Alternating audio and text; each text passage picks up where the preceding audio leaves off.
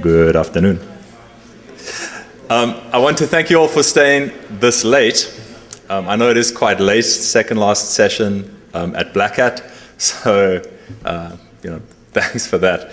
My name is Marco Slaviero. I work at SensePost, and I'm here to talk to you today about a piece of software called Memcached, which you may or may not be familiar with. So if you're looking for a talk called Lifting the Fog, this is the talk. I just changed the title. It seemed a little more snappy to call it Cash on Delivery. So as I said, we're a company based out of South Africa. You may have heard of South Africa in recent weeks for various reasons. I'm not going to say the World Cup, but I'm going to talk about the old vuvuzela, which is our traditional instrument. If you need lessons on how to play this thing, Dominic White is our resident expert, so he can show you. But enough about South Africa and the vuvuzela. Let's talk a little bit about caching and why there's a need for caching. So we find caching throughout the systems that we use on a network level, hardware level, and also into software and applications. And pretty much we're trying to remove bottlenecks when it comes to caching. So this little picture is at a gas station, and clearly that's quite an inefficient way to dispense gas, allowing one car through at a time. So we need to come up with fixes in order to remove these bottlenecks. And one of the reasons for this is that most of the data on systems that we touch remains to a degree largely static. So there may be a few writes, but the proportion of reads to write operations is heavily weighted in favor of reads. And so actually you don't need to regenerate data at every request. And if you ponder a site like Wikipedia, there's going to be a whole bunch of database calls that need to happen. But in addition to that, there's also a templating language that needs to be parsed and interpreted. And sort of the end result of all of that is that eventually a chunk of HTML is generated. So if you can just cache that chunk of HTML, then you don't have to go through all of these other expensive operations. And so caching makes sense. Wikimedia's, or the most recent stat that I could find, says that they serve about 80% of their data from Squid. So most of their data is served out of the cache. And so it's pretty basic. Don't regenerate, rather regurgitate. So Memcached then fills a very particular niche, if you like, when it comes to big systems. So mostly we find them on large-scale systems. It's a network-based, non-persistent key-value store, which is quite a mouthful. But if you consider most programming languages, well, certainly any language written after about 1972, has some notion of a dictionary or a hash map or named arrays. Basically, that allows, it's a data structure which you get to nominate a key value or a key name and associate a value with that particular key. These hash maps, these dictionaries or whatever, as I say, are quite a common feature of most scripting languages anyway.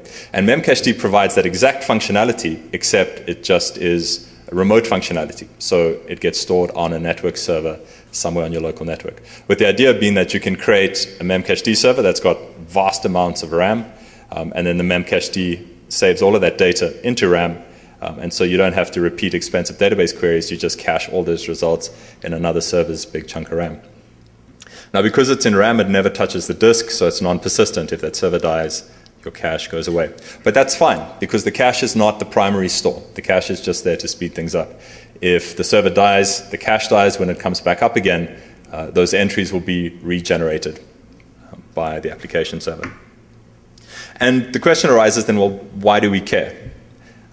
This piece of software was written in 2003. It's 7 years old. Why are you talking about it now? And actually, for one, I haven't found a lot on this, which speaks, I think, to our community and the time lag that exists there. But more importantly, there's a distinct profile of customers who use Memcached, and that tends to be application or development houses who have large-scale applications or providers who are running large-scale applications. Memcached is not a piece of software that you find in small sites. It's used on large deployments. So there could potentially be cool stuff there. And so just as an indication of some of the customers of Memcached, as you can see, there's just some really common, well-known players there. So to give you a little bit of information about how it works, it's a key-value store within Memcached. In order to make memory access really efficient and in order to make the storage really efficient, It groups together similarly sized values. So values that have a similar size get put into these slabs, as they are called. And the slabs have different identifiers associated with them. And basically a slab sets a maximum bound on the size of any given value. So you may have a slab that holds keys up to 32 bytes, and then a slab that holds anything from 32 to 64, and a slab that holds from 64 through to 128, and so on. And for end users, actually, they don't care. Slabs are irrelevant to them. But for us, if we're trying to get info from the memcache, we need to know a little bit about slabs, hence this particular slide. So we need to know a bit about that. But if we actually talk about how it works under the hood, it uses this really trivial protocol. It's a text-based, an ASCII-based protocol with a tiny command set. So there's 15 commands that I count. And in fact, we don't even care about all 15 commands. We care about 3 in particular. Generally, the way that it gets deployed is through a server that sits somewhere on the local network, or it's local to the application server or the web server. And there could exist long-lived TCP connections between those two. So you save on teardown costs and three-way handshake costs. And so then it's just a web server or the application server queries the memcached for values that it wants at a given point in time. So as I say, it really is a trivial protocol. We can, well, I want to show you just how trivial it is, and I suspect this is one of the reasons why we got some of the results that we did. So in order to run memcached, so it's compiled and all of that, at this point, there's no config file, there's no command line options. I just run it, and it's now good to go. At this point, it's listening on all interfaces, which is an interesting default choice for a piece of network-facing software. So it's listening on all interfaces. We can connect to that using a standard telnet client. And as I say, it's text-based. There are a number of commands that we can enter at this point. And so if we try to get something out of the cache, let's get test key. You notice there's no value there. We can't retrieve that particular key. It's because we've just started the server. It's non-persistent. The server is a blank slate. So let's write something into the cache. We set a key name. There's an expiry time as well as an optional flags. And then we specify the number of bytes that we want to write into the cache.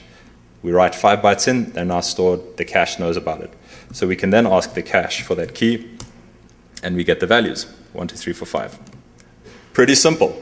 As I say, it's a trivial protocol. There is one last command that is kind of useful for us, and that's the stats command. So if you hit stats, the memcache server will output a whole bunch of basic diagnostic info. And there's a number of sub-commands to this that we'll get to shortly. But as you can see, it's really trivial to talk to. Now, there's something that's definitely missing from that. Think about it for a second. Okay, thinking over. Authentication, authorization, any of that cool stuff is not present within the memcached protocol. And the reason for that is it's designed to be deployed extremely close to the web server or the application server. And so in terms of when it was originally designed for LiveJournal, they didn't need any of that stuff. Times have changed. Memcached now run off hosting providers in the cloud. And that means that they're no longer local to the environment in which uses them. And that's kind of a big change that hasn't really been followed through with the protocol. Now, in fairness, there is a binary protocol and a UDP protocol. The binary protocol in particular changes a little bit, some of those things that I said, but most clients don't use them because the libraries don't support them. So we didn't touch them for this particular piece of research. And so consider that. No username, no password. You connect to a service, you get lots of info. I don't know about you, and these were just some of the sample that I showed you. I don't know about you, but no auth sounds a little bit to me like 1998. Backstreet Boys, top of the charts, tearing things up, and blank SA passwords to be found everywhere, anonymous FTP, Oracle with default creds. And that's really what it feels like. Like it feels a little dirty to be going through and doing the same kind of stuff.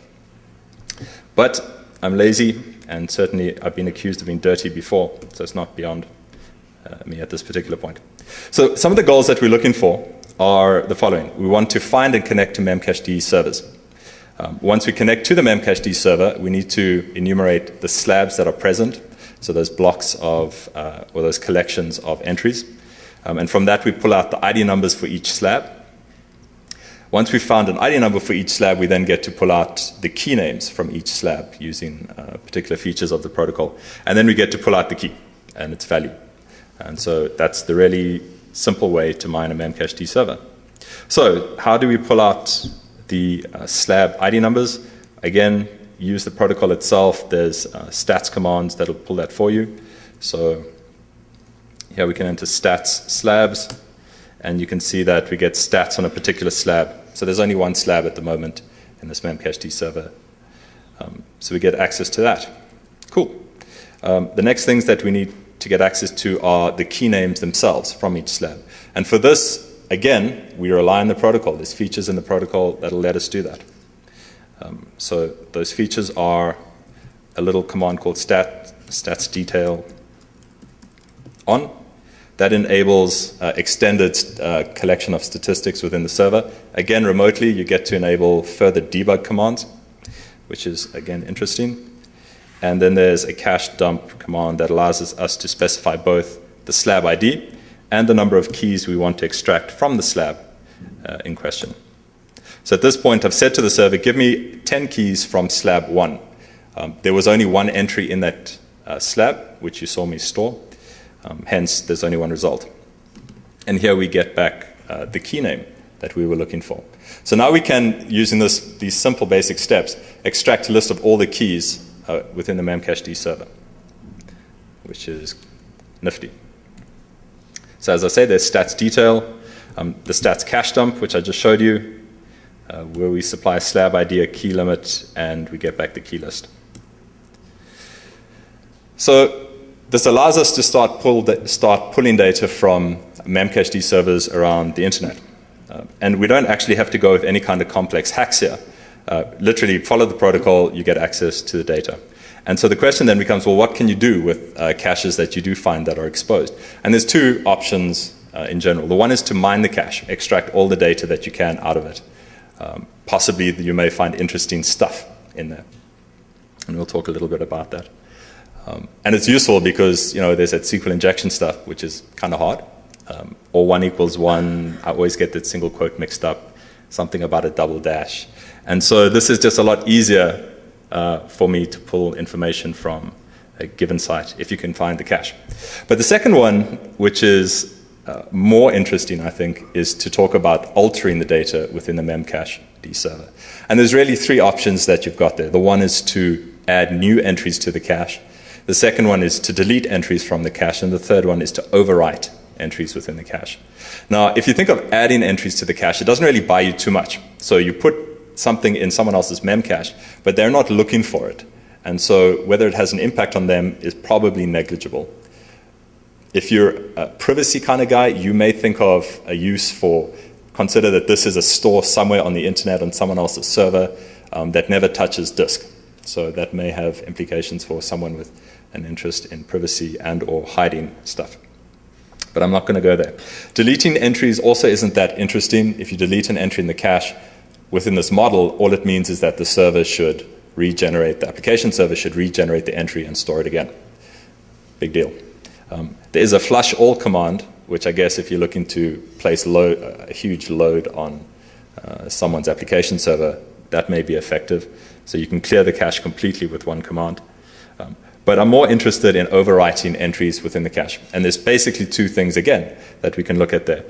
We can look to target the users of that content. So an application server presumably is going to extract information from the cache, serve that to the client. You get to target an entire user base. And on the other hand, you get, through a particular technique I'll show you now, you get to target the server itself through entries in the memcached. Okay, so I'm going to first do a quick demo on mining the cache. We've got this little tool we wrote called GoDerpa. It's a memcached miner.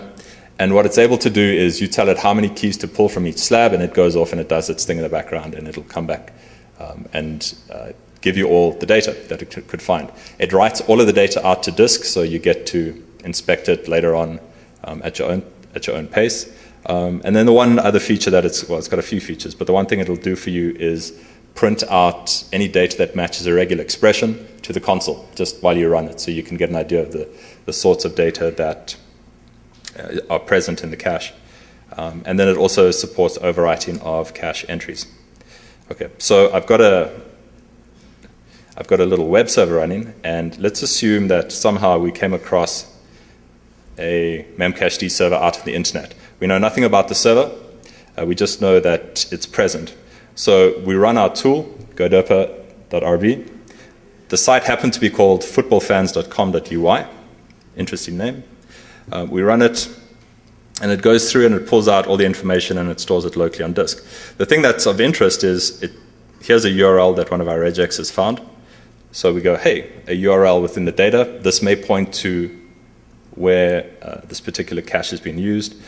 We browse to that URL, and what we find is a fan page for a soccer player, Luis Suarez, who plays for Uruguay. And he's known for crushing Ghana's hopes at the World Cup, really. He played second goalkeeper when in fact he's a striker, which is, if you know soccer, kind of illegal. Anyway, so we find this guy, we find this page online. And when we look inside this cache entry, what's interesting is that it's not actually the same page. So what we found in the cache is a page that links to the fan page. Okay. But the fan page sits on the same site. So we take a guess and we say it's possible that we have already pulled down the cached entry. We just didn't have a regex that showed it to us on screen. So we search for a string that's in that particular page, and we find that there is in fact a cached item that contains this page. Right. So we open this page, and we decide that actually we don't think he's the greatest goalkeeper. What we do think is he's possibly the most shameful goalkeeper. And we decide that that photo that we had of him is probably does him too much justice.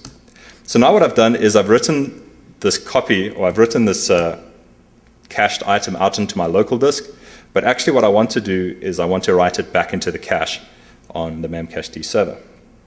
And so as I say, goderpa supports that as well. So basically just point it to the file that you edited, say, write that, and now when anyone hits the site, what they do see is a changed entry. Now it's important to note that we haven't changed any backend database information. We haven't edited the page itself. All we've edited is the entry in the cache. But because that's the first place that gets checked to see whether that content exists or not, this shows up on the site. And so that's actually quite powerful. What's really interesting, of course, is that there's no logs here. So when an attack like this occurs, it's really hard for an administrator to track down where it's coming from, because he's going to check database and he's going to be checking pages on the site, and they're all clean. So this is quite a hard problem to debug if you're trying to clean up. Okay, so that's mining the cache and how we can write data back into the cache. There's two issues though. And the first issue is that you first have to find caches out on the internet. This is all well and great. You've got a cache. I've showed you like a dummy application. But actually, what are the probabilities of finding caches on the internet? And so I didn't know. I chatted with some colleagues, and basically they said, you don't really stand much of a chance, because that's not how memcached is deployed. So I went with a simple approach. I took the network of one cloud provider, and I just scanned it for port 11211, and with a modified nmap script. And that actually was moderately successful. But there's a second issue, and that second issue is once you find a cache, how do you figure out which website uses that cache, or which application server uses that cache? Because you see a cache sitting somewhere on the internet, if it's just data, it's hard to figure out where that data finally pops out, right? And so you need to find a way to link caches to sites where they get used. And the way that was most successful for us was just trawl through all the entries within the cache until you start seeing content that you can either Google for or URLs that you can browse to, which is pretty low tech. The second thing, though, that we found was that when it comes to the content, most of it is rubbish, as you'd imagine. Like lots of the content, from an attacker's perspective, is just useless. I saw enough top 10 scores for Facebook games to last me a lifetime. But if anyone wants to get top 10 scores on Facebook games, I suspect I can help you out. And then the second, or the last thing there, is to determine whether or not that cache data is fresh or live. So we came across caches that clearly had data in them, but weren't actually being used by the web servers that we thought they were being used by. Cool. So some of the results that came out of this. So scan basically a class B, and what we got out of that was just under 230 cache servers, which is almost 1 per 256 IP addresses. That's much higher density than I would have expected at the start of this. As I say, it's a lot of caches, actually. So from that, we pulled down 7.3 gigs of data. The average uptime amongst all the caches was 50 days, which I thought I could infer something from that, but I realized that actually it's pretty meaningless. It just means that people don't reboot servers. More interestingly, though, if you total the bandwidth across all of those caches, you hit 9 petabytes of data, which is a fair bit of network traffic. Across all the caches, 288 million objects were stored, 136 terabytes in total of data stored in mem caches that we saw. So to take that 7.3 gigs, actually we've got quite a long way to go before we get it. But I guess the high scores are more interesting for our purposes. So one cache had done 247 terabytes of data over the network, but actually there was another cache that had 133 million objects in it, which was almost half the total. Highest number of bytes, 19.5 gigs or so. So what were some of the things that we saw in there? Well, what you would expect on websites: HTML, JavaScript, data. Data was interesting. We had email, we had passwords in clear text. Some of them were encrypted, some of them were MD5 hashed. Also found objects of a whole, actually loads of objects. Serialized Java, serialized Python, active record, and so on. So let's talk about some of the actual sites. And their range, well, kind of, I hope it increases a bit.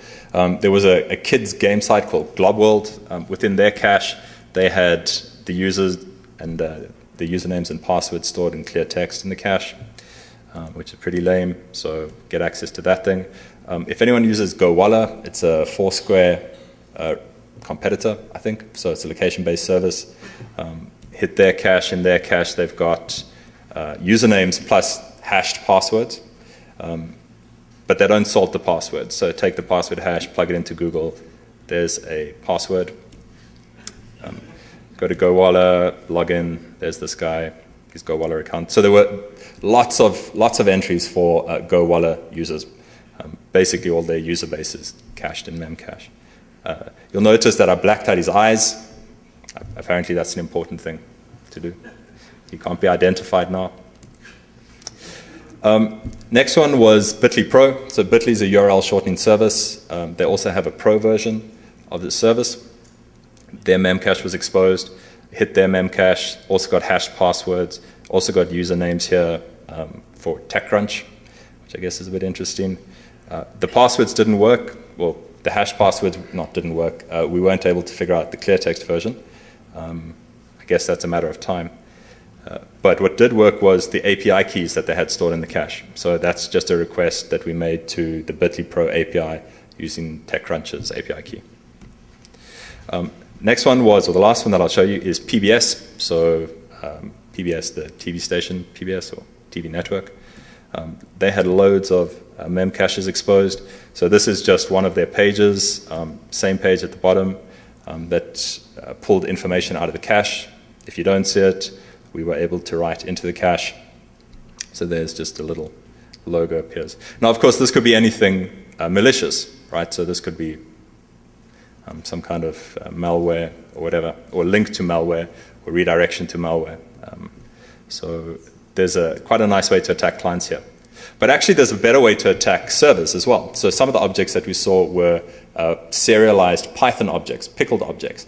And if you know anything about pickle, and before this I knew nothing about pickle, go read the docs.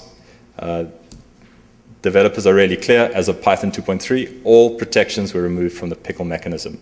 So it's considered completely insecure for unauthenticated and untrusted input. And the reason for that is because it uses a virtual machine to unpickle or deserialize the data. So what you've got there is a little piece of pickle shellcode which was published by the guys who did this initial discussion. So we can really quickly take our, so I just want to reset this so we're all at the same point. We'll populate that. We'll pull out all our entries again.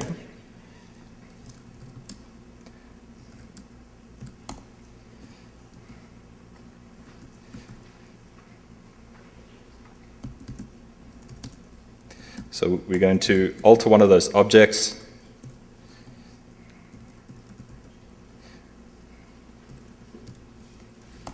Okay, so again, I've got this saved locally. I'm going to write this back into the cache. So that's a pickled object we're writing back into the cache. Now, this works because Django uses Python pickle and we're using the Django framework. So when we hit the site, you notice it errors out. That's not a good sign. But if we go into the logs of the web server, you'll notice here we executed the hostname command and it ran and outputted into the web server logs. Okay, so actually what you've got here is remote code execution through Python pickle through an exposed memcached server. Now, that thing breaks, which isn't so special. Let's see if we can get it to not break.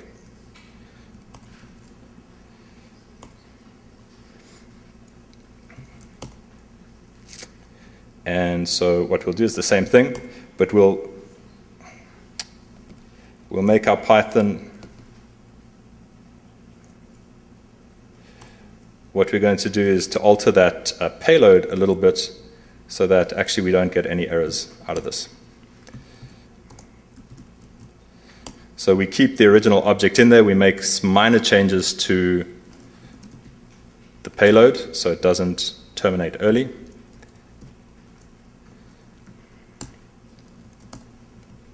Write that back into the cache. This time, all going well, the page doesn't break. But if we go back into the web server logs, we get there, our command still executes. So now we can get reliable execution without errors, without notifying anyone through the memcached.